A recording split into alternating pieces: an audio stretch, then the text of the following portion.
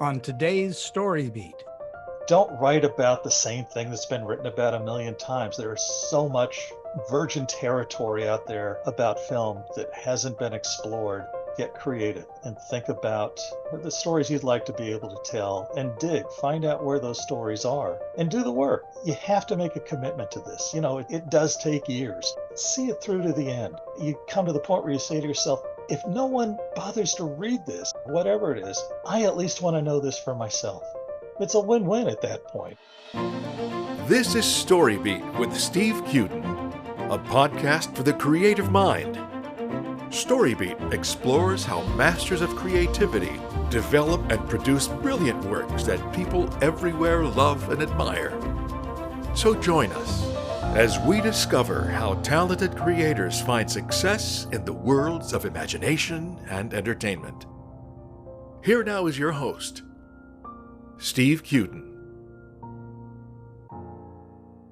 Thanks for joining us on StoryBeat. We're coming to you from the Steel City, Pittsburgh, Pennsylvania.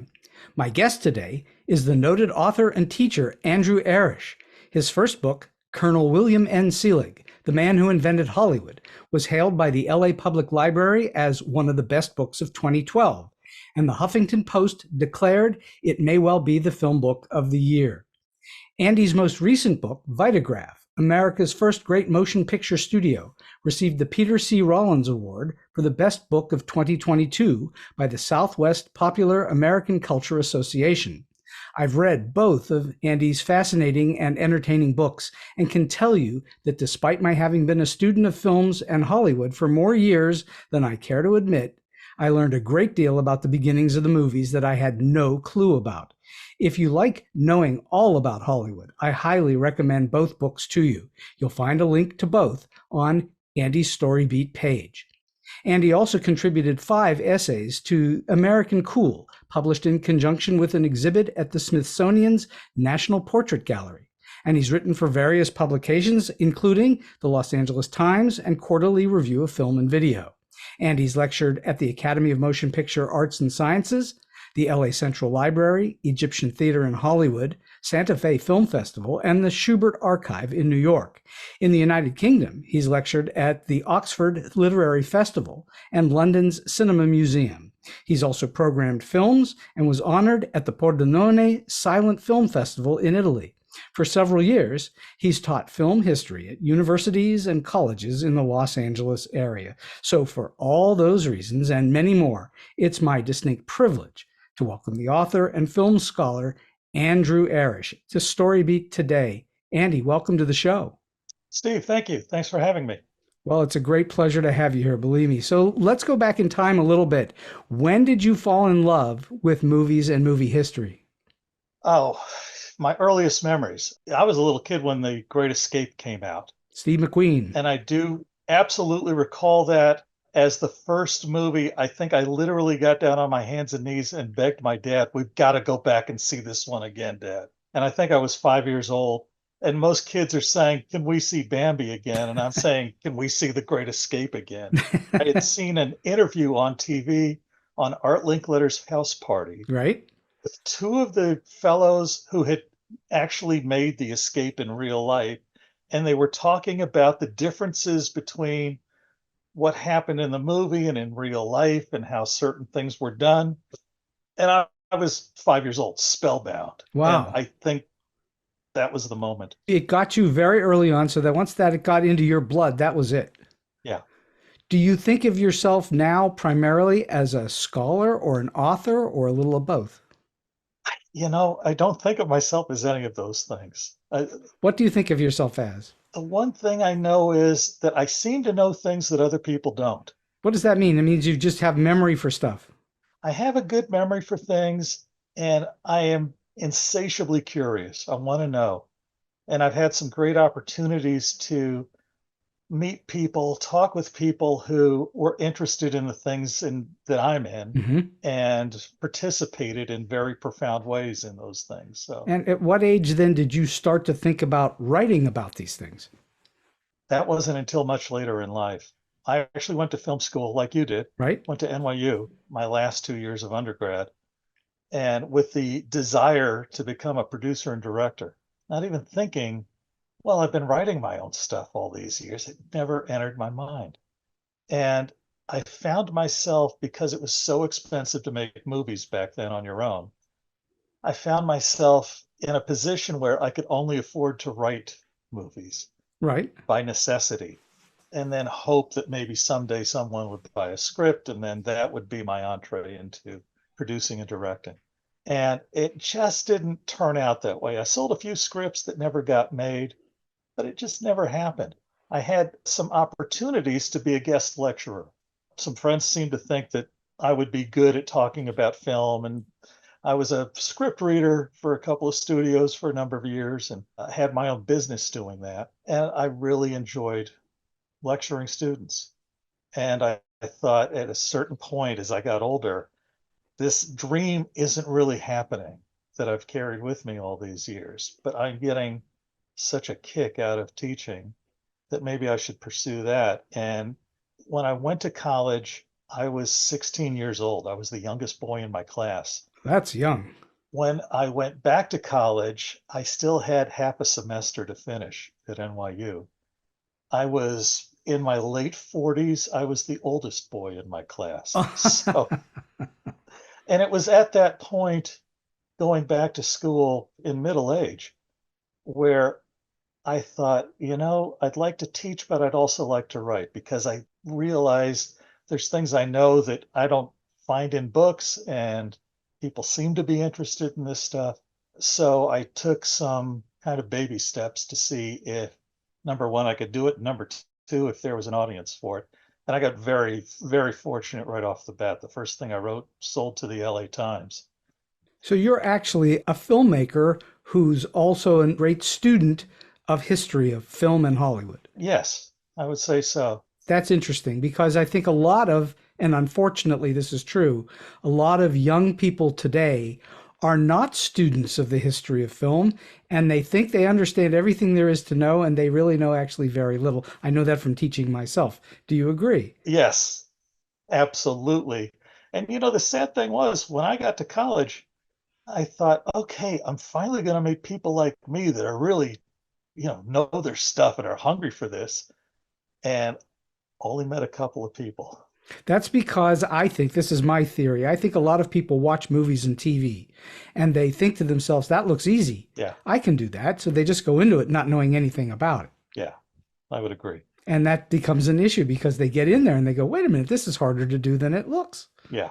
Well, another thing that primed me was my dad worked in radio and a little bit in television. And every Wednesday he would bring home Variety, weekly Variety. And I think I was 8 years old, and I saw a headline that was talking about the Batman TV show, which was one of my 2 or 3 favorite shows at the time. So I pick up Variety. I'm mesmerized by this thing. And I read Variety from cover to cover, probably beginning when I was 8, for years on end, and just couldn't get enough. So just kind of soaking in all facets of show business and learning an awful lot. So you got lucky and sold your first article to the LA Times, yes? Yes. And what was that about? It was about an exploitation film that there wasn't a lot of information out there about, called Ingagi, that was produced and released in 1930. Peter Jackson remake of King Kong was coming out, and they were making a big splash in pre-production and saying this is going to be the biggest film and blah, blah, blah. And I thought, if it weren't for Ingagi, the first King Kong wouldn't have been made. And I don't think anybody knows anything about this. So I did an awful lot of research. So the only print that was known to exist at the time that was heavily, heavily censored, and wrote my article, and the LA Times gave me a full page. It was amazing. So what for you then makes a good idea for an article or a book? In fact, you've written a couple. What attracts you to an idea that says to you, yes, this is something I can work on? Steve, I think it's a couple things. One is that the story has not been told before. I don't want to tell a story that's been told a million times. That bores me. I've read all the stories. I'd like to explore new ground. And the unfortunate thing about film history, I can't speak about any other kind of history, is there is so much there that is unmined in so many different fields of film history. And even as Americans, we know so little about the filmmaking that's gone on outside of America. Why do you think that is? Oh, we're too self-absorbed. I don't know. You don't think it's because movies are thought of as an ephemeral passing thing, that you see a movie and you've seen it and it's gone? I think for a general audience, that's absolutely the case. But I do think that filmmakers, a lot of them, tend to take pride in what they do and hope that their movie will be seen again and again. And I discovered it's often a knock against the pioneer filmmakers that they didn't know what they were doing. They had no idea that there was any value or anything to this thing. And that just wasn't true over and over and over again. As early as 1901, 1902, they believed that they had a great responsibility in terms of not only capturing history in documentaries, but also in telling the stories of people as they existed at the turn of the 20th century and beyond. I think there's So more of that than what we've been led to believe, anyway. you're clearly a very deep researcher. You must spend a lot of time. How much time on each of your books did you spend? Was it years? Probably 5 years on the first one and 6 years on the second. Wow. And part of that, I don't want to leave any stone unturned. So I try to keep thinking out of the box. What haven't I considered in terms of a source, or what angle can I look at this from? And those kinds of questions. I'm challenging myself, I guess. But I also honestly don't think of myself as a writer. I don't think I'm a very good writer. Oh, I'll disagree with you about that, Andy. Well, thank you. But to compensate for what I think are my insufficiencies, I have to write and rewrite and rewrite and rewrite like crazy. And I mean, it gets down to words. Do you know what we call that in Hollywood? Tell me. Being a writer.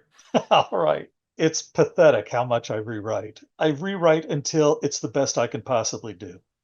And then I let it go and move on to the next thing. And That's what writing is. It's been that way for me for 40 plus years. You write and write and write and write. And at some point, I think of it, and it's probably a negative way to think about it, but I think of it when I finally get to the point where I'm rearranging deck chairs on the Titanic, it's time for me to move on. I hear you. All right, so describe your process in developing a book. So you start with an idea, you have a concept. I want to write about William N. Selig, Right. in this case, or about Vitagraph.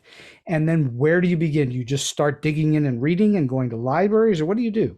Well, in the case of Selig, it actually goes back to that first article I wrote about the Ngagi film, because I discovered that all of the new scenes that were filmed for that exploitation film were shot at a place called the Selig Zoo.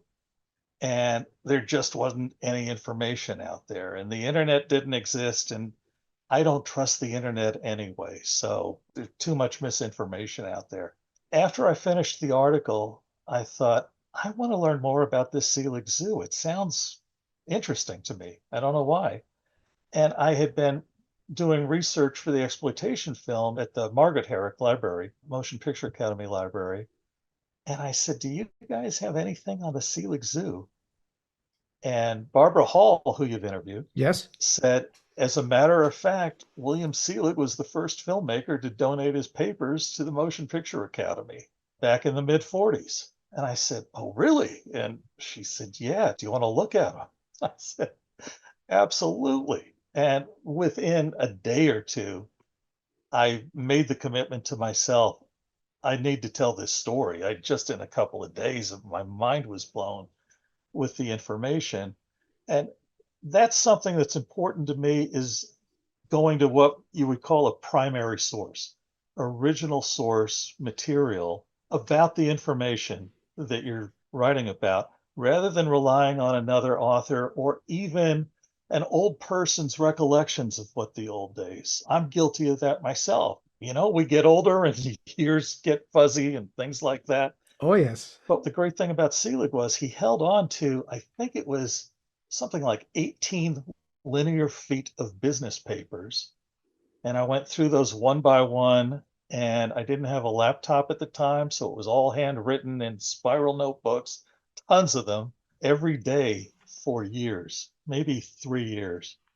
And I ended up doing the same thing with the second book about Vitagraph and going to original sources and uncovering amazing things, finding out where the original documents are.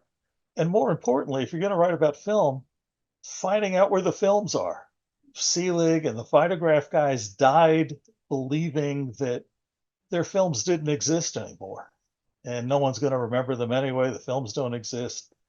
And lo and behold, it's a small percentage, relatively small, but films do exist. And they're all over the country and all over the world.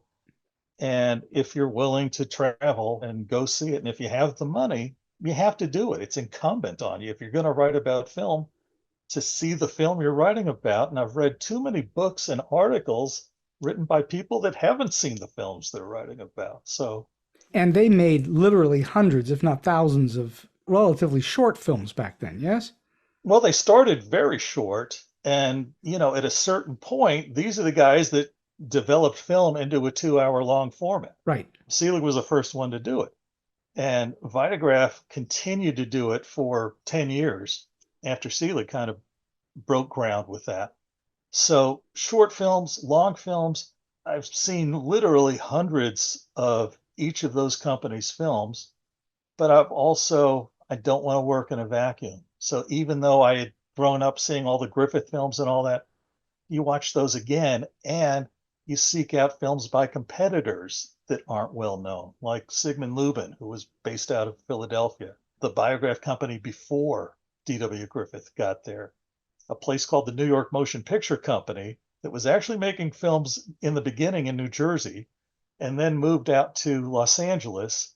And they followed Selig out to LA and moved right across the street. So they were the second people in LA and they were copying everything Selig was doing across the street. So the New York Motion Picture Company's in Jersey and in LA. So you now have gathered all of this voluminous information over a period of years of literally footwork of doing it over and over and over again and picking all this information up. How do you then, especially without a computer in those days, how did you assemble it and figure out how to do it? Did you just decide I was going to write it or you were going to write it in chronological order, or how did you figure out how to write it? With the first book, I decided against a chronology. There was so much happening, and I felt like I needed to try to stick to a genre or try to stick to a major development. For instance, there's a separate chapter on the Western. There's a separate chapter on the development of the feature film. Mm-hmm. There's another chapter on documentaries and those kinds of films. So grouping like that made it a lot easier. And what are the stories that I would like to tell? With the second book on Vitagraph, I decided it would be easier with them to go in a chronological order. And it was a challenge to try to make that flow when there were so many, all kinds of amazing things happening simultaneously. How do you maintain a continuity and an easy flow for the reader and everything, and to keep that comprehension, because you're throwing names and ideas out that no one's ever heard of before. So Right. can they track with you through this thing? I had heard of Vitagraph, but I knew nothing about Selig at all. Yeah. I'd never even heard of him. Yeah. And that just boggled my mind because, like I say, I've been at this for decades, and how do I not know those names? I mean, it's like... it's nobody's fault. I didn't know these guys either. And it's the fault of the people that came after them, because they took credit for everything. The conquering army takes credit for the achievements of the people they've conquered. Sure. And the first histories of the movies that were widely disseminated were written right after these guys took over and the pioneers were gone. So these books are telling the stories that everyone else has cribbed off of ever since then. Well, this book was published in 1924 and this one is 1931. So they're the earliest ones. They must be the most accurate. And those two books are about as wrong as you can get in most of what they're telling. Once they started to make movies, and they didn't think very highly of them as an art form in those days, it was just a form of commerce of some kind. They were trying to make a little money off of them. They didn't think about... I would disagree with that, Steve. Good. They were absolutely wanting to make money, but in terms of Selig and the two Vitagraph partners that started Vitagraph, they had come from a background as entertainers. And they wanted to entertain, they wanted to make money, but they also did have a concept of art. And one of the Vitagraph guys in 1909, he wrote an op-ed piece for a New York newspaper, and it was headlined, "What is art?" And for a film, a guy that owns a studio, not only does he own the studio, but he's also making films at the studio, and he happens to be the guy that invented animation, the animated film. Animation. He's asking kind of these big questions and everything. And because in these cases, these are poor immigrants that started with nothing, and they aspired to the American dream, and they aspired to doing more than just make money or entertain. They wanted to be considered as a new kind of artist. It was important to them. So they had different ways of going about it. Wouldn't you say in general, the public and the critics and so on did not in those days think of it as an art form? Yes. It was a trifle. To them, it was a trifle. Yes. And especially, this is a weird thing, the fellas that ran the theaters, the Nickelodeons, which the first one started in Pittsburgh. Right here in Pittsburgh. Named Harry Davis, I think, in 1905. Mm-hmm. The Nickelodeon operators who got really big were the guys, there's a written record of all this stuff dating back all those years, who didn't think of film as art, who thought of it purely as commerce, and said to the pioneer filmmakers, "No more long films, no films in excess of 10 minutes. How dare you?" And then it was no more long films in excess of 20 minutes.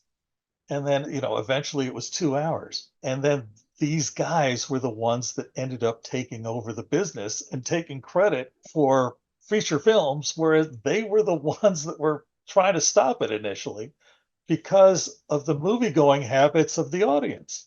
Why do you think they wound up at 2 hours? Oh, I think for a couple of reasons. One very big reason is that was what people were used to seeing in a theater. Plays were generally 2 hours long. And when they were making the first 2 hour long feature films, if you have a little storefront Nickelodeon and you're charging 5 cents and your clientele is used to paying 5 cents and you can only seat 100 people in there, no one's going to make their money back. So the guys that were making these 2 hour long films in the beginning were renting out legitimate theaters to show their movies in.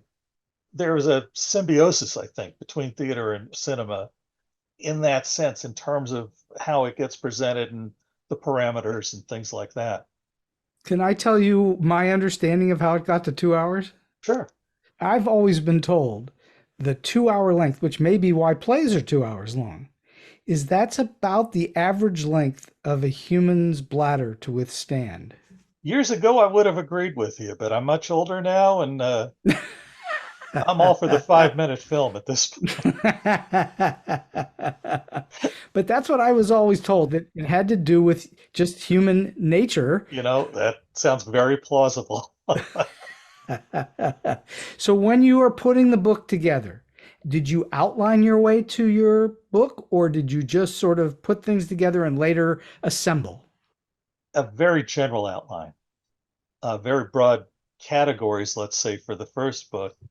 And in the second book, a general outline in terms of some key points that I wanted to hit chronologically, and then try to work within those points to get from point A to point B.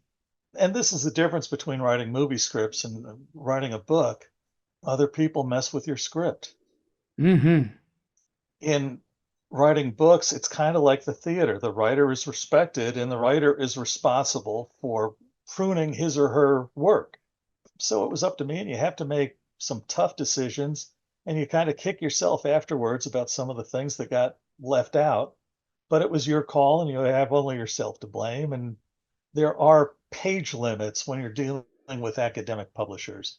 So I turned in, on the Selig book, the original manuscript was twice as long as what the book ended up being. Is that right? Yeah. Twice as long? Yeah. And the Vitagraph book was looking like twice as long. and I'd written the first half of it and sent it in, and I realized, no, they have the same kind of limit because I was using a different publisher. And so for the second part of the book, I realized I need to really try to adhere to that and prune the first part. When you got into it and you had a publisher, were you then on a deadline? I had the entire Selig book written before I sent it out. And with Vitagraph, our good friend Robert Crane said, when you get to the halfway point, send it out to these guys. I'll bet they'd go for it. And I did, and they did go for it, but I started to get bombarded with emails and questions. And I said, look, I'm in a zone. I have a second half of this book to write. Let's just have these discussions at the end of this. I need to finish writing this thing first. And they were very patient. And probably 2 years later, a year and a half later, I finished it and sent it off. There had been a regime change in that time. So I was dealing with completely new people Oh, wow. at that publisher, but they had made, the earlier regime had made the commitment, and folks that took over didn't have a problem with that. So for the record, when you bring up Robert Crane, we're talking about a former guest on Yes. StoryBeat, Bob Crane, which is a fabulous writer and a really terrific man to deal with. So beyond the notion of early Hollywood, do you think that there are themes in your work that just keep coming up time and again? Are there themes about people, about work ethic, about business that keep coming up? Absolutely. Not only about the people that are involved in the business, but the stories they tell. You just see kind of history repeating itself again and again. The one thing that seems to distinguish the pioneers was that they weren't business people. They didn't come from another area of business into cinema other than just being entertainers. And this is a new form of entertainment that they literally got in on the ground floor of. They weren't trained in business, they weren't trained in anything, and they had to learn these skills as they went along. And I don't know if it's just true of those guys or it was true of the era, but there were no contracts. Their handshake and their word was their bond. And as you got deeper in and new people were coming into the business, they're taking talent away and things like that. And you didn't have a contract. You didn't have this, you didn't have that. And all of a sudden, the movies became a little more of a cutthroat industry. It's a very much a cutthroat industry right from the get-go and still is today. Yeah, from the get-go in terms of guys like Thomas Edison. My goodness. He was a cutthroat in many different Yes, disciplines. he sure He was a was. cutthroat to poor dear Nikola Tesla, Yeah, and as well as the motion picture industry and elsewhere. yeah, He just was a very tough guy. So let's talk about Selig for just a minute. sure. Tell us about the creation of the Selig Polyscope Company and what kind of firsts did they create? Well, when these guys started, it was all in the 1890s. And Edison's company was there first. Even though Edison himself didn't invent anything, people working for him kind of invented basic components of what cinema is based on, what motion pictures are based on. And the first way to see movies was looking into a cabinet in individual viewing. So Selig looks into the kinetoscope cabinet and sees these moving pictures and says, I've got to be a part of this. I have to do this. He has to figure out, how do you make a camera? How do you make a projector? What do you do with film? He literally, I know Mel Brooks used to tell this joke, but it was true of Selig. He literally, on his first movie, had to punch out the sprocket holes along the side of the film because you could not buy sprocket hole film back then. You could only buy it in strips. There was no movie business with sprocket holes. So, and developing the negatives in your parents' bathtub at night and then selling the movie outright to a vaudeville house the next day. There wasn't a name for the industry yet. It had a lot of different names, and it seemed to be called by each company's movie projector. So there was the American Mutoscope and Biograph Company. The Mutoscope was the projector. The Edison Kinetoscope Company. Right. Vitagraph was living pictures. Selig, Polyscope is like the Mutascope or Multiscope companies, different way of naming your product. So people would say, let's go to the Polyscope tonight, or let's go to the Mutascope tonight. And they didn't really settle on a particular name for years. You were known by your brand, not necessarily by the people in your films. That didn't come until about 1907, 1908. You were known by the company brand. So that's what he named his projectors. He's making projectors to sell to vaudeville theaters and other places. And because he was located in Chicago, he had been an entertainer out west. He had traveled extensively out west as a magician and as a minstrel show operator. And he was operating mixed race minstrel shows, black and white entertainers together. And he discovered Burt Williams, among other people, and George Walker for his minstrel show. But because he knew the West, when he saw the Great Train Robbery, he said, it's a great idea, but it's New Jersey and these guys don't know how to ride a horse. He had been making documentaries since about 1900, 1901 in Colorado. And let's start to make story films with the cowboys I know and the real stagecoaches, the real Western towns. They didn't need to build sets. They didn't need to build the props. They didn't need to go to Western costume. The last vestiges of the West still existed. So in his fictional films, there is a layer of authenticity there that you don't get in any other Western. And, you know, he made a movie about the Battle of Little Bighorn, and 3 of the Native Americans were actually Sioux warriors that participated in the original Battle of the Little Bighorn. So he single-handedly creates the Western genre. Oh my goodness. There were other genres at the time that came and went. You know, you're old enough, I'm old enough to remember the surfing genre and the motorcycle genre and on, the Edgar Allan Poe cycle. Genres come and go. And sure, had the Western stayed in New Jersey and Staten Island and Brooklyn, it would have died pretty quickly as well. And Selig just opens it up to an entirely different world. And because it has that veneer of reality, it informs other movies too. We want to believe what we're watching as an audience from day one to today in the 21st century. So we need to shoot it in places where we believe we're actually in Rome or we're actually in Japan or whatever. Selig really started that with the Western. It's a crazy thing. He perfected the notion of narrative film storytelling. He did, along with Vitagraph. And Griffith doesn't come along until, I think, 1908. And Vitagraph and Selig had already been kind of laying all the groundwork for that stuff. And Griffith was great in terms of honing that and adding some new wrinkles to it and everything. Each person brought their own vision and innovations. Was Selig the first contributor to the notion of a cliffhanger? He was indeed. He made the first adventure serial film in America called The Adventures of Kathleen. Most people have heard of something called The Perils of Pauline. Sure. And we think, okay, that must have been the first movie serial. And that didn't come until a lot of other serials had been made, but it was financed by William Randolph Hearst, and he promoted the daylights out of Perils of Pauline, so that's why it's known to this day. Selig's Adventures of Kathleen was made in 1913, and he combined this idea of a serial with cliffhanging chapters, episodes, with something else that he developed single-handedly, the Jungle Adventure film. Edgar Rice Burroughs' dream was to write jungle adventure films for Selig, and he submitted a couple of scripts, and Selig didn't like them as much as Burroughs did.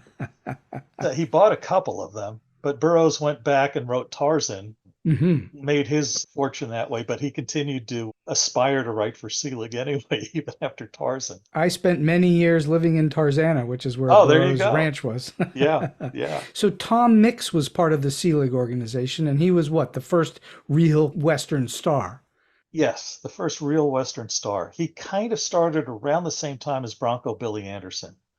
But Bronco Billy had been one of the extras he played 3 roles in The Great Train Robbery, had never been on a horse before, just did not have any Western skills. Whereas Tom Mix grew up in Western PA. He's born in 1880 and saw a Buffalo Bill show when he was like 10 years old and said, I want to be one of these guys. And this is before there's movies.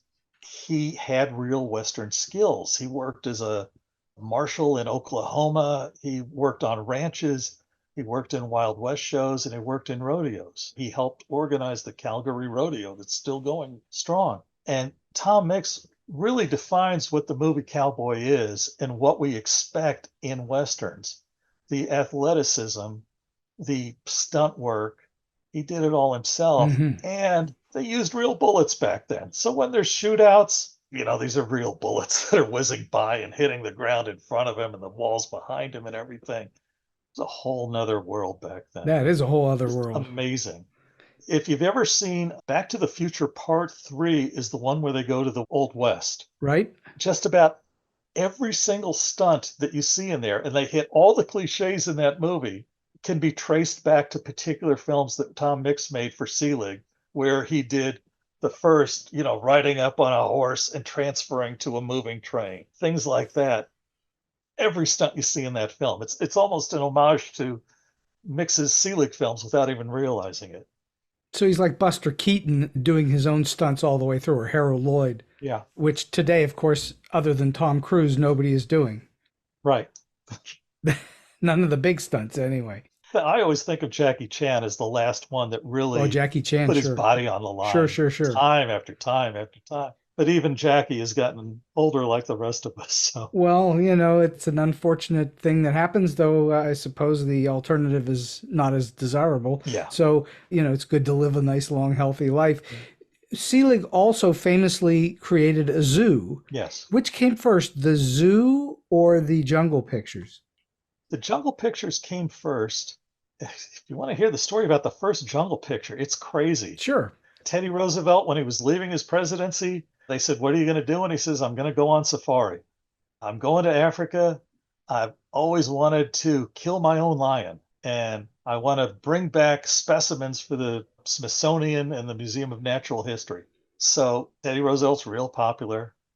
It's a big deal when he's taking off. Selig got a meeting with Roosevelt before he left and said, can I train your son, Kermit, who was going along with Roosevelt on the safari, to operate a Selig polyscope camera to take photographs of your safari? And Roosevelt initially said yes, and then he gets back in touch with Selig and says, I'm sorry, the sponsoring agency, which is the Smithsonian, said they won't allow it. I'm so sorry, but we can't have motion pictures. And then Selig finds out after Roosevelt's left that they had hired a British documentarian to come along and photograph. Yeah. So Selig was a little ticked off. He decided, and it took a long time to get to Africa and then get in deep into safari and all that.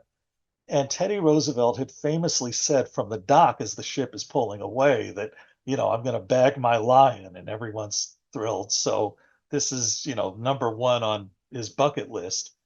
Selig says, I'm going to recreate a Teddy Roosevelt safari on my backlot and in my studio, and I'm going to put it out like it's the real thing. And he did. He waited for the news to reach America that Roosevelt had finally shot his lion and then put his film out. And it played all over the world. The movie was a sensation. 2 years later, because Roosevelt's on safari for a little over a year, and the documentary film finally comes out a couple of years later. It's an anticlimax, and it's boring compared to how Selig staged his thing. And Kevin Brownlow has always said that was the moment when people said, yeah, we don't really like documentaries. We're going to stick with story films from now on. Success with that one film. He rented some animals from a circus that was wintering in Wisconsin. The circus, a year or two later, goes belly up. They go bankrupt, and they owe Selig some money. He had lent them some money to keep going. And he inherited a circus animals. And he decided, I need to put them in a proper zoo, and I think I can do something with this and make more jungle adventure films. So he moved all the animals out to Los Angeles and ended up buying 30 acres of land to build a second studio in Los Angeles and a zoo. So it was the first movie land theme park. It was the first zoo in Los Angeles. It was the first place where people could go watch movies being made. And then Carl Laemmle kind of jumped on that idea and created Universal City and all that. And he's given the credit for movie land theme parks and stuff like that. So Selig was way ahead of his time in so many different ways. Yeah. Let's talk for a moment about Vitagraph, because that's your second book. How did they become such a powerhouse studio in the early days? How did that come about? I think because there were three partners. Initially, there were two. A third guy came in, and I think each one of them brought something different. Selig was by himself. And I think the Vitagraph guys drew strength and inspiration and were able to delegate things in a way where they were able to accomplish an awful lot. They were probably the first studio to really engage in nepotism to a huge extent. It's always a big knock on Hollywood, and so many of the film moguls have been guilty of it. But Vitagraph probably started that trend because Albert Smith, who was one of the two partners, original partners, I think he had 8 brothers, and 7 of the brothers were on the payroll and in very key positions. One of them was operating the London sales office. One of them was operating the Australia sales office. And his best friend was operating the Paris sales office. He had a vision for an international reach. When Edison was suing everybody in the very early days, there were so many French and Italian films flooding America, and that was what people were going to see because Edison was suing everyone and they didn't have the money to make the movies they wanted to make. And I think the Vitagraph guys said, if people are going to see their films, I'll bet the French people and the Italian people and the British people and everybody else might want to see our films. And sure enough, Vitagraph, more than anybody, I think, and Selig to a lesser extent, were responsible for creating an audience for American film around the world. It's amazing reading old letters from theater operators from 1912 saying, give us more Tom Mix films. Or in Vitagraph's case, they had the first big matinee idol, Maurice Costello, and Florence Turner, who was called the Vitagraph Girl. She was really the first movie star, and she was known around the world. That alone, the first American that was well-known motion picture actor to go outside of the country was a guy named John Bunny. Biggest comedian in the movies until Charlie Chaplin came along. Bunny goes to England in 1912 to make his dream project of the Pickwick Papers. The guy looked just like the illustrations of Pickwick in the original editions from Charles Dickens. And he goes to England and he's mobbed all over the place, everywhere he goes. He goes to Ireland on the trip to make a few movies. He's mobbed in Ireland. He goes to Paris and he goes to Berlin, and he's mobbed everywhere. And then Maurice Costello does an around the world trip for Vitagraph, and he's mobbed everywhere he goes. They know who these people are through these Vitagraph movies. They're playing everywhere. It's interesting to me that there are movies that they would make in America about foreign places, and they didn't seem to bother the people in those places that they were made in America, and they weren't authentic, made on the Vitagraph backlot, because they were respectful to those people and places. And that was another key, I think, to their success. They could make a film about a subject that was honoring the subject, and they would also make a film that satirized the subject. So kind of no one was off limits in terms of satirizing, but no one was off limits in terms of making kind of a heartfelt, dramatic story about or whatever. These guys that started Vitagraph, so you had James Blackton, Albert Smith, and ultimately they were joined by Pop Rock, William T. Pop Rock, correct? Yes. And interestingly, Blackton was, I think Smith too, they were magicians like Selig. They did all kinds of entertainments. And so they understood what it was to please a crowd. Absolutely. Because they came up during vaudeville. And the whole idea of vaudeville was, as that took root, was create entertainment that you can reach the most people with. And not that you have to do it every moment in every act, but if you can diversify the acts and be able to, over the course of a 2-hour entertainment, reach every segment of your audience, then you're going to reach everybody. You're going to do good business. It's good business sense, but it's also, it kind of reflected an idea back then about America as the melting pot, and we're in all this together and trying to be respectful of each other. It was such a great, I think, both a great business model and a great aesthetic model that the later companies didn't follow as well. And I wish we could get back to something like that. Well, they try. These guys also understood the precursor to movies, which were magic lanterns. Yeah. Projected imagery. The projected imagery. Right? It's something that I don't think Edison ever left his house or his laboratory or whatever. He never thought of projected images. But what I find very interesting is the notion that the founders of what we think of as movies today came from both magic lanterns and magic itself, stage magic. Yeah. And we still call it the magic of movies. Yes, we do. Absolutely. And we're still creating special effects more and more realistically every day. And it's still magic. Absolutely. And so these magicians created an industry based on something that is magical. Absolutely. And think of George Méliès, which most people have heard of him, and Scorsese makes the film and everything. He was a great magician himself in France, and for a little while, for maybe 4 or 5 years, he was the most popular filmmaker in the world. Of course. Well, he made the earliest and most important special effects movies, really. Yeah. What was it called? Journey to the Moon?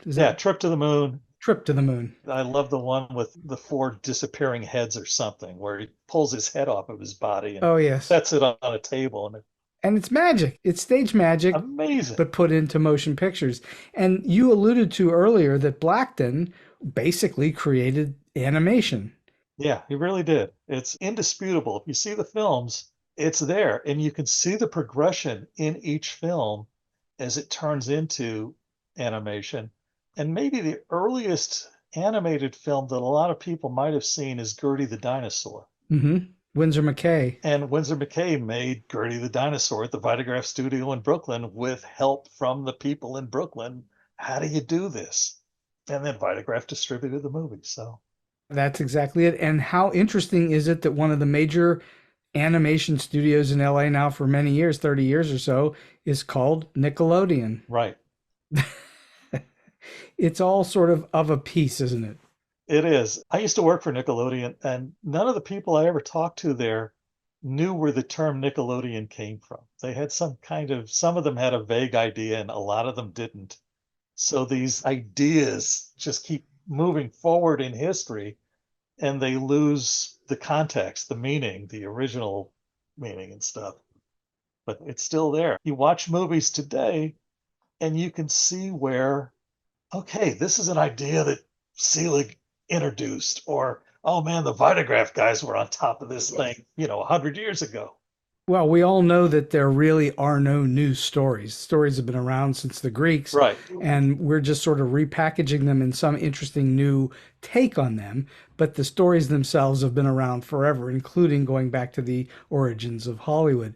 I am curious, want to cover teaching for a moment before we close the show out today. You teach film history, correct? Well, I used to. I'm retired now. You're retired. But so when you taught, what would you say were the common mistakes that novice film students and scholars they make about the business of motion pictures that you saw repeatedly? What mistakes would they make that can be avoided? I think one is that they're not aware of the films that have been made before their lifetimes, by and large. I'm talking about students at this point. When I would teach, I would pass out an index card first day of every class, and I'd say, write down your 3 favorite movies. I wanted to just gauge where each of the people were. And if they wrote down a movie that I hadn't seen, I wanted to see that movie just to get the tenor of the class and the individual.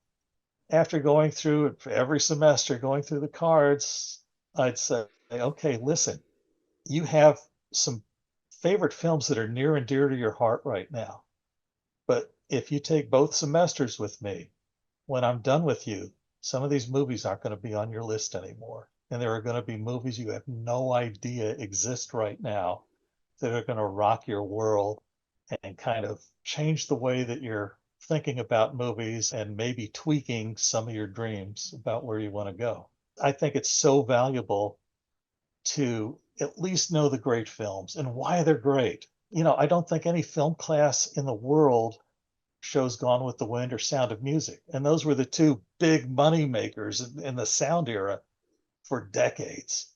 But there are other key movies that are just so important or that still move people to this day in a profound way. And those are the movies worth looking at and then analyzing, why are we moved? Or why is this such a dazzling cinematic expression? And understanding what that is and then getting inspired. Well, you're not going to make their film, but you're going to make yours. And maybe they took ideas from this person and that person, and maybe you can take something from them. And the bigger the palette you can work with, the better your films are going to be.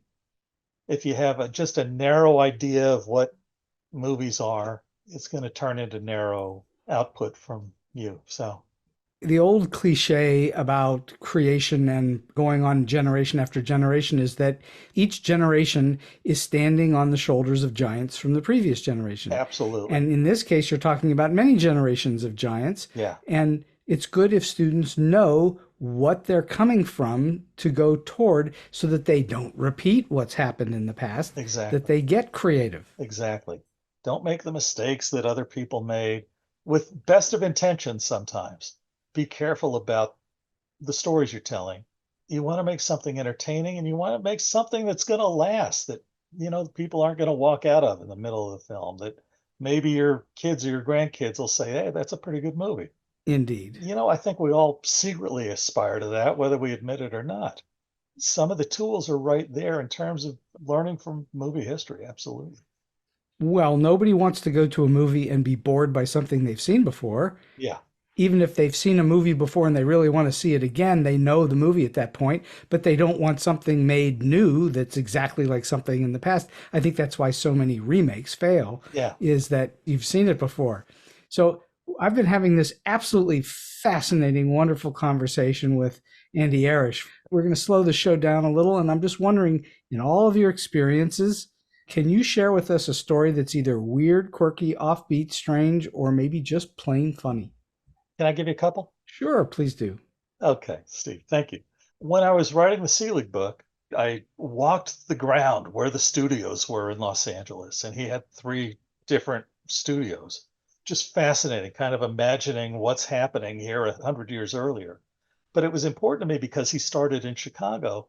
I got in touch with one of his descendants, the great-great-nephew, and his father had met Selig when he was a boy with his mother, who was Selig's niece.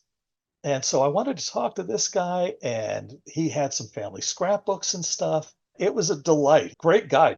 Jeff turns to me and says, well, how would you like to go to the Chicago studios and check them out? And I'm like, let's go. And he said, I haven't been there in a few months, but it's really cool. Most of the buildings are still up. We get there, and all but one of the buildings had just been torn down. Oh. There was rubble all over the lot, and I can't tell you how downcast we both were, and like to have just missed it. But I noticed where the original 1907 studio was, they were digging a foundation for a new building on that property. It was a Sunday, and there were construction fences around. I said, let's jump the fence and poke around. We jumped the fence. We walked down into the foundation for the new building that was going up. And at about eye level, there were different layers. I remember in social studies seeing the films of Dr. Leakey going through the different layers in Africa and finding things. At an eye level layer, I saw film sticking out of the ground. I started to tug on this, and there's more film and more film and more film.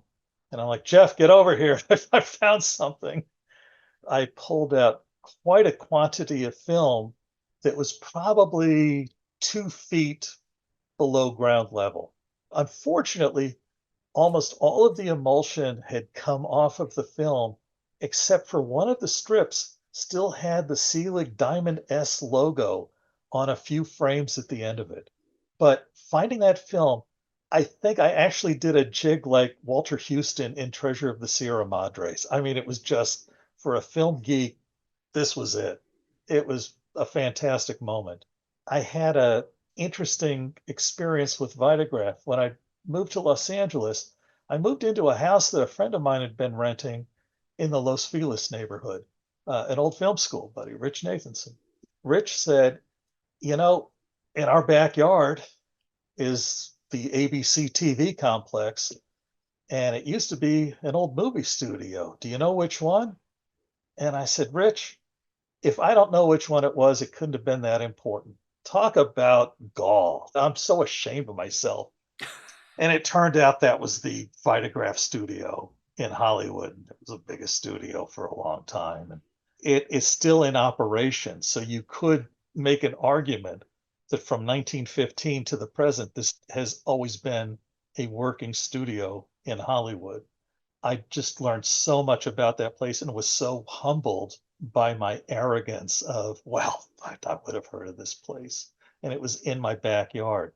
And I'm actually delivering a lecture about movie history in your backyard to Missouri Southern State University in April about that very topic and telling these kinds of stories.